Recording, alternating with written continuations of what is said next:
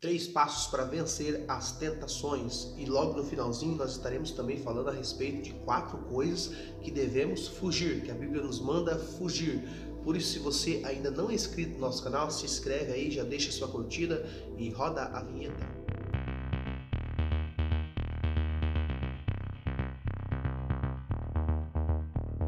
Vamos falar a respeito de 3 passos para vencer as tentações. O primeiro passo é resistir ao diabo e todas as forças satânicas. No livro de Tiago, capítulo 4, versículo 7, diz assim: sujeitai-vos a Deus, resisti o diabo e ele fugirá de vós. Mas como assim resistir ao diabo? No que eu devo resistir ao diabo? O diabo usa de estratégia para derrubar o homem e a mulher ou tirá-los da presença de Deus, como fez no Jardim do Éden com Eva. E aí nós precisamos, para isso, entender a palavra de Deus, conhecer a palavra do Senhor e resistir a algumas tentações que é proveniente do diabo. Em Hebreus capítulo 12 e o versículo 15, olha o que o escritor diz: tendo cuidado que ninguém se prive da graça de Deus e de que nenhuma raiz de amargura brotando vos perturbe e por ela muitos se contaminem.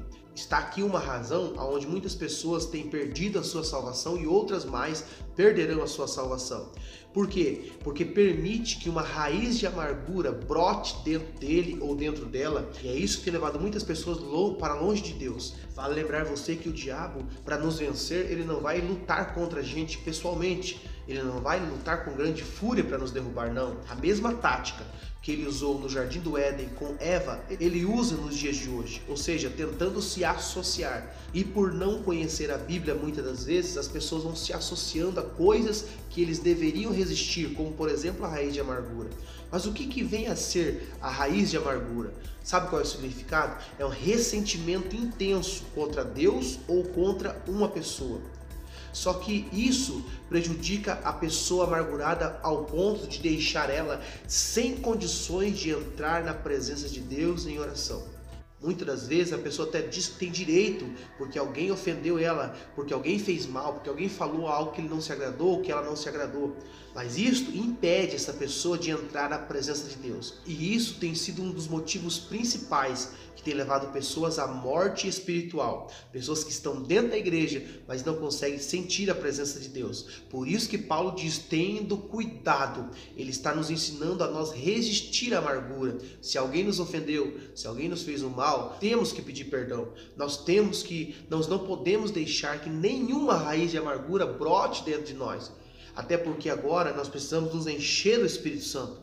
E alguém cheio do Espírito Santo não tem lugar para mágoa, não tem lugar para o ressentimento, não tem lugar para o ódio. Alguém cheio do Espírito Santo agora começa a produzir frutos do Espírito. Então o primeiro passo que nós devemos fazer para vencer a tentação é resistir ao diabo, é não permitir que isso entre em nossos corações. A raiz de amargura pode, entre um grupo de crentes, se alastrar e corromper a muito, destruindo isso a santificação, sem a qual ninguém verá a Deus segundo a Bíblia. Tiago capítulo 3, versículo 14 ao 16, diz assim: mas se tendes amarga inveja e sentimento facioso em vosso coração, não vos glorieis, nem mintais contra a verdade. Essa não é a sabedoria que vem do alto, mas é terrena, animal e diabólica, porque onde há inveja e espírito facioso, aí há perturbação e toda a obra perversa. Note que a raiz de amargura novamente está expressa aqui nesse versículo, porque é algo que infelizmente as pessoas vão guardando aquele sentimento e vão nutrindo aquele sentimento. Chega ao ponto de muitas vezes muitas pessoas ter raiva, sentir ódio pelo seu irmão, porque lembra de algo que ele fez ou lembra de algo que ela fez. E é isso que Paulo está dizendo em Hebreus, e agora o apóstolo Tiago está dizendo: se nós guardamos esse sentimento, nós não temos sabedoria do alto. Nós temos a sabedoria humana, terrena, que segundo Tiago é animal e diabólica. É por isso que para resistir ao diabo, em primeiro lugar, resistir à amargura. sentimentos faciosos, sentimentos de ira, sentimentos de ódio, sentimentos, sabe, aquele sentimento de ser superior aos outros. São tudo coisas que nós precisamos resistir. E tudo isso, todos esses sentimentos são provenientes do diabo. É o diabo que semeia isso no coração das pessoas. Temos que resistir a essas obras, ou resistir ao diabo, e segundo a Bíblia, ele fugirá de vós. O segundo passo para vencer as tentações é revestir-se. O que é revestir-se? Revestir-se é vestir mais do que uma vez. Revestir do quê? Revestir de toda a armadura de Deus.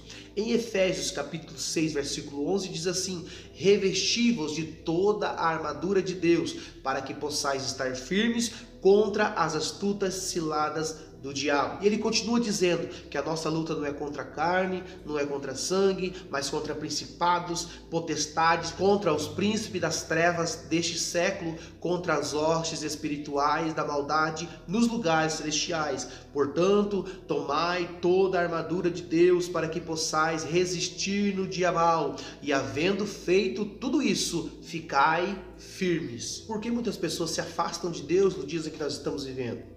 A maioria das pessoas que servem a Deus, que vão à igreja, elas não conseguem entender o que Paulo está dizendo aqui na carta a Efésios capítulo 6, versículo 11, que a nossa luta não é contra o nosso irmão, não é contra a nossa irmã. Muitas das vezes nós falamos aqui, mas aquela pessoa chata, aquela pessoa não dá para conviver com ele, sabe, pessoas mal-humoradas, pessoas mal educadas, pessoas muitas vezes que agem com ignorância com os outros. Só que o que nós precisamos entender é que a nossa luta não é contra a pessoa, mas contra o mal que habita por trás das pessoas. Porque certamente o inimigo também vai usar pessoas. E isso não é só fora da igreja.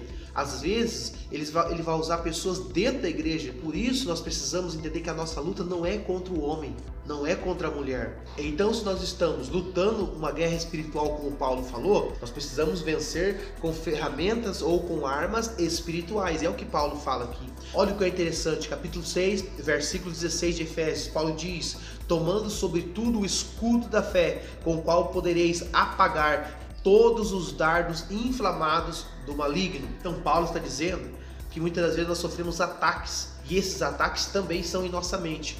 Você não controla os teus pensamentos. Muitas das vezes não temos o poder de impedir um pensamento que não agrada a Deus. Esse pensamento não provém de nós, mas quem sabe é um dardo inflamado do maligno lançado sobre nossas vidas.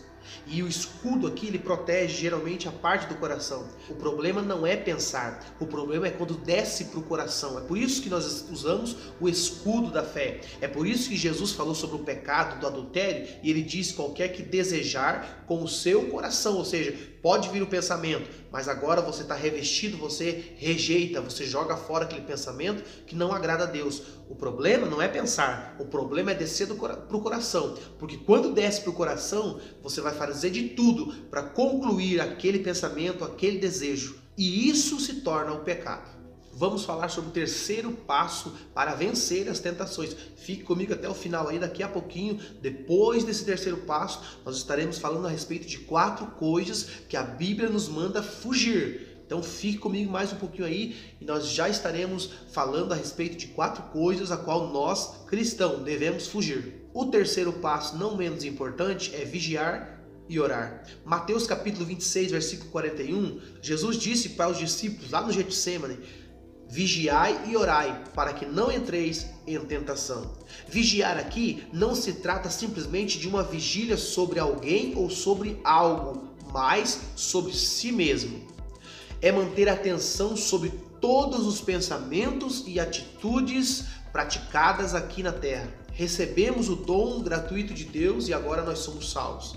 Isso não quer dizer que você não terá maus pensamentos. Isso não quer dizer que você está isento de pecado. Por isso que a Bíblia nos manda orar e vigiar. Nós precisamos orar, mas nós também precisamos vigiar, porque nossas atitudes têm que ser diferenciadas. Colossenses 3,5, Paulo diz: mortificai os vossos membros que estão sobre a face da terra. Nos dias de hoje nós vemos pessoas que oram muito, mas vigiam um pouco. Tem a sua vida de oração, mas não vigiam no que falam. E você pode orar muito, mas se você tratar as pessoas com uma má educação, você já quebrou tudo aquilo que você fez.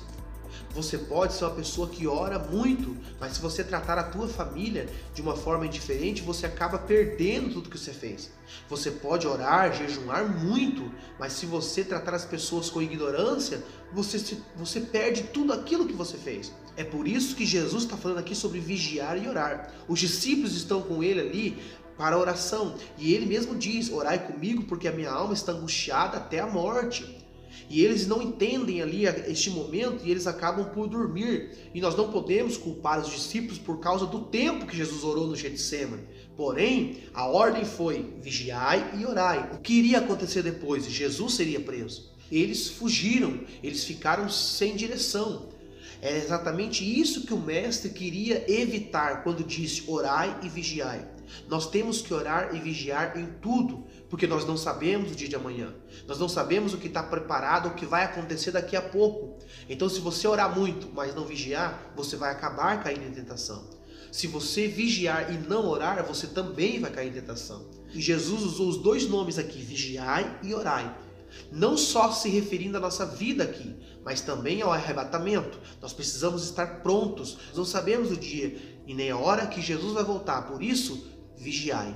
Nós precisamos vigiar, mas precisamos estar em oração. E Paulo disse: orai sem cessar. Isso não quer dizer que eu tenho que estar com o meu joelho dobrado. Eu posso orar em espírito, eu posso orar andando pelas ruas da cidade, eu posso orar trabalhando no meu emprego, posso orar em espírito. Claro que tem a oração de joelhos dobrados, mas necessariamente não é só esse tipo de oração.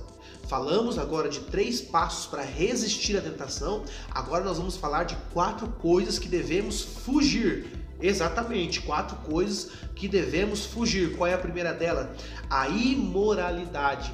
1 Coríntios capítulo 6, versículo 18 diz: fugir da fornicação. O que é fornicação? É um ato sexual que não é entre cônjuges, ou um ato sexual fora do casamento, ou sem a instituição do casamento.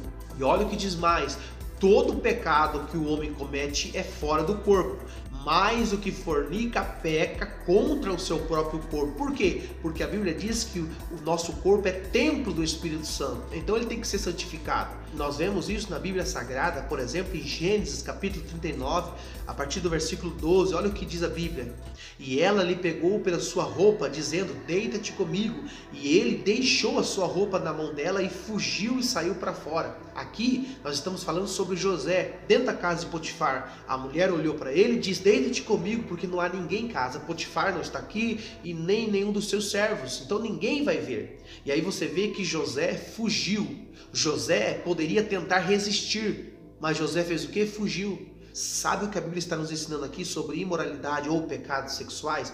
Falando nisso, nós temos aqui um vídeo no canal sobre pecados sexuais ou frutos da carne. Depois desse vídeo eu vou deixar lá no card final, então você assiste esse vídeo, depois você vai assistir pecados sexuais, que nós vamos falar exatamente o que significa neste vídeo. Então fique comigo até o final. Lembrando, se você não está assistindo no YouTube, na página do YouTube, depois entra lá direto no YouTube e pesquisa nesse tema e vê essa fotinha, você pode clicar em cima e você vai ser direcionado para esse vídeo. Então, quando fala sobre pecado sexual ou sobre imoralidade, a Bíblia não nos manda resistir. Por que tem aumentado o número de adultério? Por que tem aumentado o número de escândalos no meio evangélico? É por causa desse pequeno detalhe aqui. Em nenhum momento a Bíblia nos fala resistir ao pecado da imoralidade. Em nenhum momento a Bíblia nos manda resistir aos pecados sexuais. A Bíblia nos manda fugir.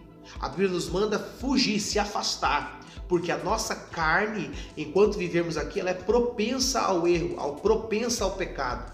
Nós só teremos um corpo transformado quando a igreja for arrebatada, mas enquanto viver aqui na terra, nós temos que fugir dessas coisas. Nós temos que fugir da imoralidade, temos que fugir de pecados sexuais para que nós possamos permanecer fiéis a Deus. José fugiu, por quê? Porque José sabia que se ele ficasse ali, ele, quem sabe, não iria resistir. Assim como um monte de gente tem caído no pecado, José seria mais um. Por isso, fugir da imoralidade. A segunda coisa que nós devemos fugir é da idolatria.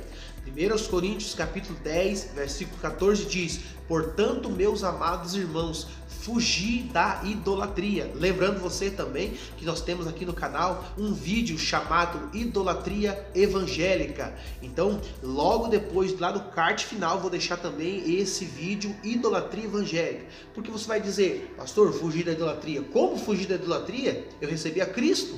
Nós não adoramos mais imagem, nós adoramos mais deuses. Só que aí existe a idolatria evangélica. Quando você idolatra um pastor, quando você idolatra num cantor, num político, em várias outras coisas. Então a idolatria não quer dizer somente adorar uma estátua, uma imagem. Existem vários tipos de idolatria. Então, logo no finalzinho você vai assistir também esse vídeo a respeito da idolatria evangélica. Nós estaremos falando a respeito desse assunto. E a terceira coisa que nós devemos fugir é do amor ao dinheiro. 1 Timóteo, capítulo 6, versículo 10 e 11, Paulo diz assim: portanto, o amor ao dinheiro é a raiz de toda espécie de mal. E nessa cobiça, alguns se desviam da fé e se transpassam a si mesmo com muitas dores. Mas tu, homem de Deus, foge dessas coisas. Às vezes alguém vai dizer: mas como fugir do amor ao dinheiro? E aqui Paulo está dizendo que o amor ao dinheiro é a raiz de todo mal. Não é você ter dinheiro. Porque o dinheiro na vida do salvo lhe proporciona coisas boas. Você pode conquistar algumas coisas através do dinheiro. Você pode também abençoar a obra de Deus através do dinheiro. O problema é quando o dinheiro assume o primeiro lugar do nosso coração. E você leu ali quando Jesus disse para os discípulos: não podereis vós servir a dois senhores. Não podereis vós servir a Deus e às riquezas, ou a Mamon. O próprio Jesus faz uma comparação dizendo sobre dois senhores, Deus e Mamon. Mas por que Jesus não falou Deus e o diabo? Porque o diabo, a Bíblia diz que é o príncipe desse século. Porque infelizmente muitas pessoas estão adorando ao dinheiro muito mais do que adorando a Deus. E para muitas pessoas o Deus dele é o dinheiro dele. Muitas pessoas, por causa do dinheiro, enganam os outros, trapaceia os outros. Muitas pessoas, por causa do dinheiro, mata, rouba e outras coisas mais.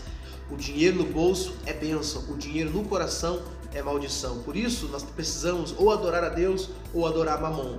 O dinheiro tem que ser bênção em nossas vidas, não servir de empecilho. Muitas pessoas querem alcançar, conquistar. Não, eu vou trabalhar porque eu quero ter isso, eu quero ter aquilo outro. Mas quantas pessoas trocando a vida espiritual pelo dinheiro? Quantas pessoas que estão na ganância de ter dinheiro, deixando de cultuar a Deus, deixando de orar, deixando de ler a Bíblia? Por isso que a Bíblia assemelha sim o dinheiro a Mamon, ou o dinheiro a um Deus.